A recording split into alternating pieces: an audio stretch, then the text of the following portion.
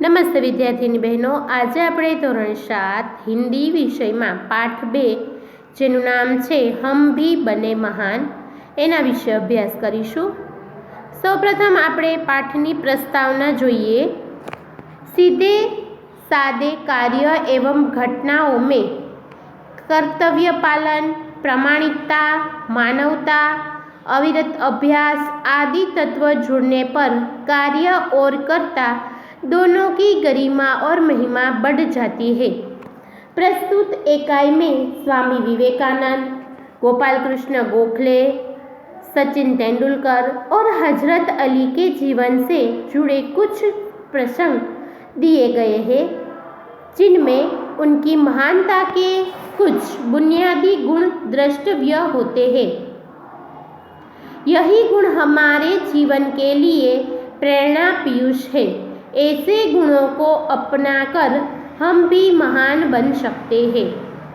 એટલે કે આ પાઠની અંદર મહાન વ્યક્તિ સ્વામી વિવેકાનંદ, ગોપાલ કૃષ્ણ ગોખલે, સચિન તેંડુલકર અને હજરત અલી એના જીવનમાંથી એક એક પ્રસંગ લીધેલો છે અને જેમાંથી આપણને એની મહાનતા, એનું જીવન છે એ કેવું છે એના વિશે આપણને ઘણું બધું જાણવા મળે છે।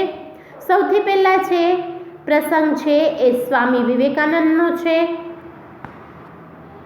એનું શીર્ષક છે કર્તવ્ય।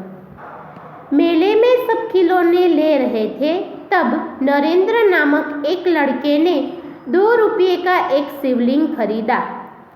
अब भी उसके पास एक चौबन्नी बची थी। एक लड़के को रोते देखकर नरेंद्र ने उससे पूछा, क्यों रो रहे हो?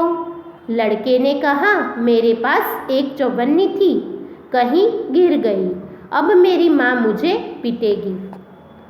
कोई बात नहीं, यह लो चौबन्नी, कहकर नरेंद्र अपनी चौबन्नी उसे दे दी और आगे बढ़ गया।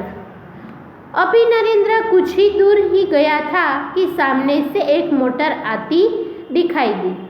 एक छोटा सा बालक उस मोटर के बिल्कुल बेखबर चला जा रहा था।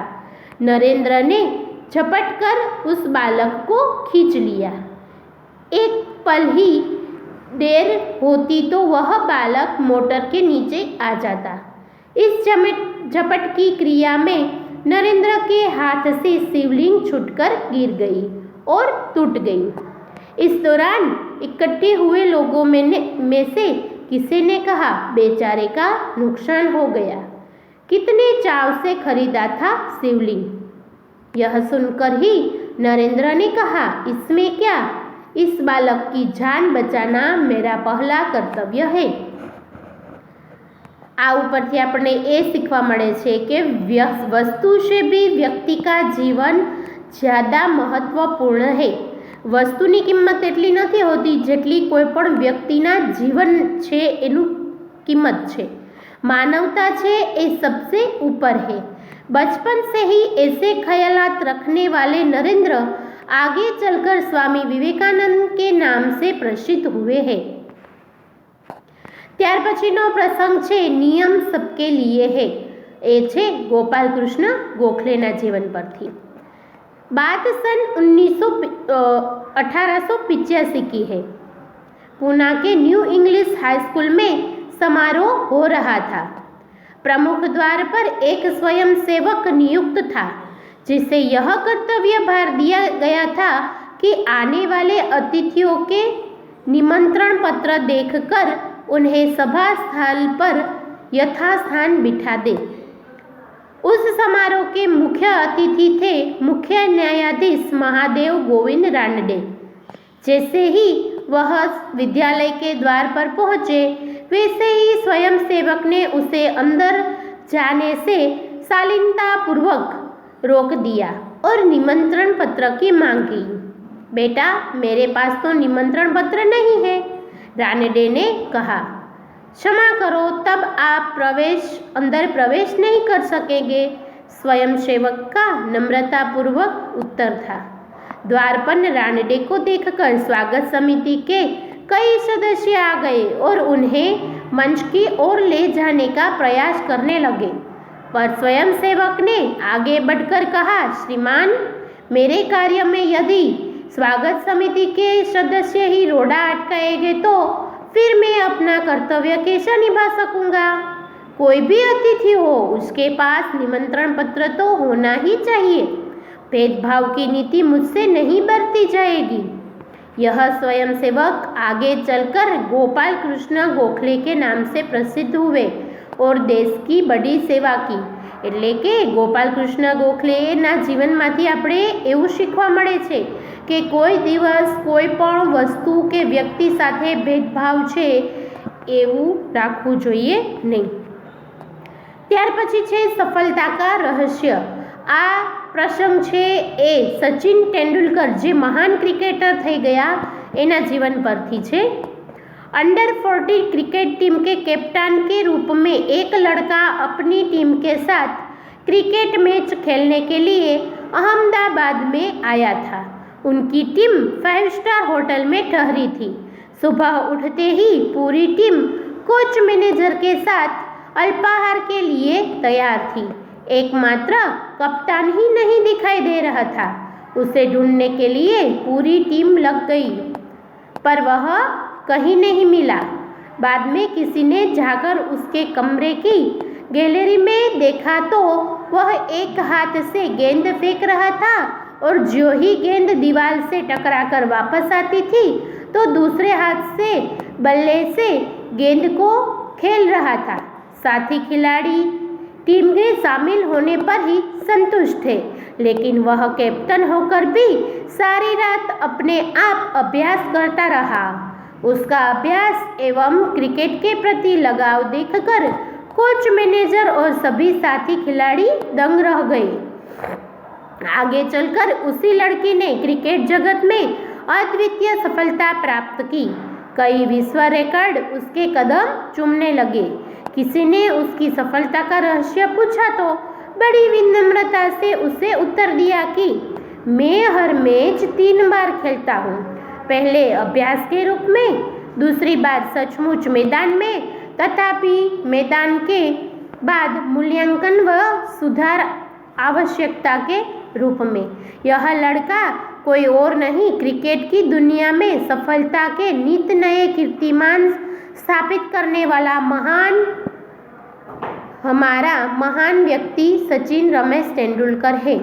सचमुच एकाग्रता, अविरत अभ्यास, कठोर परिश्रम एवं लगन से ही सफलता के आधार है.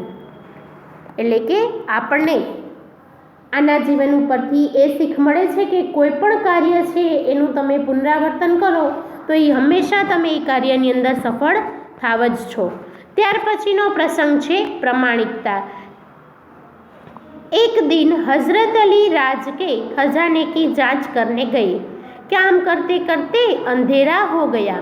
मोमबत्ती जलाई गई. थोड़ी देर बाद 2 सरदार अपने निजी काम के लिए उनके पास आए.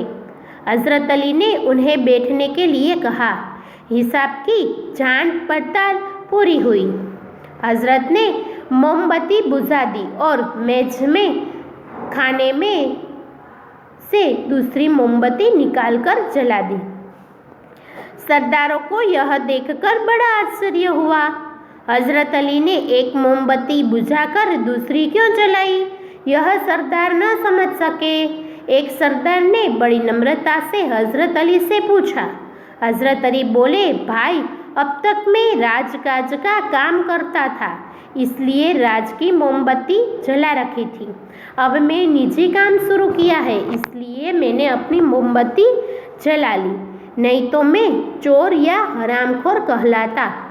हर कोई आदमी को चोरी और हरामखोरी से बचकर चलना चाहिए, चाहे वह अमीर हो या फकीर. देखने में तो यह बात बहुत छोटी सी लगती है, पर है बड़ी महत्व की. अब हम आज़ाद हो गए हैं. राजकाज का काम तभी अच्छी तरह से चलता है जब लोगों में ही इस तरह की प्रामाणिकता हो. हमारे पुरखों ने कहा है, माँ घृतः कस्य सिद्ध धनम. किसी की धन माल की लालसा मत करो, यह मनुष्य के लिए सबसे बड़ी सीख है। અહીંયા આપણો આ પાઠ છે એના 4 પ્રસંગ પૂરા થયા, ત્યાર પછીના છે શબ્દાર્થ। એમાં પહેલો શબ્દાર્થ છે નુકસાન એટલે કે હાનિ, ખ્યાલ माने विचार, स्वयं सेवक એટલે કે अपने आप सेवा करने वाला जो व्यक्ति है उसे स्वयं सेवक कहते हैं। नियुक्त એટલે काम पर लगाया हुआ, कर्तव्य बार એટલે કે उचित काम की जिम्मेदारी, प्रयास એટલે प्रयत्न, सदस्य એટલે सभासद, भेदभाव એટલે કે व्यवहार में अंतर, प्रसिद्ध એટલે विख्यात, अल्पाहार એટલે नास्ता, रहस्य એટલે गुप्त भेद, खजाना એટલે કે धन भंडार, जांच એટલે કે परीक्षण, हरामखोर એટલે हराम का माल खाने वाला, अमीर એટલે धनवान અને પુરખા એટલે પૂર્વજો। વિદ્યાર્થીની બહેનો, અહીંયા આપણો આ પાઠ છે એ પૂર્ણ થાય છે। નમસ્તે।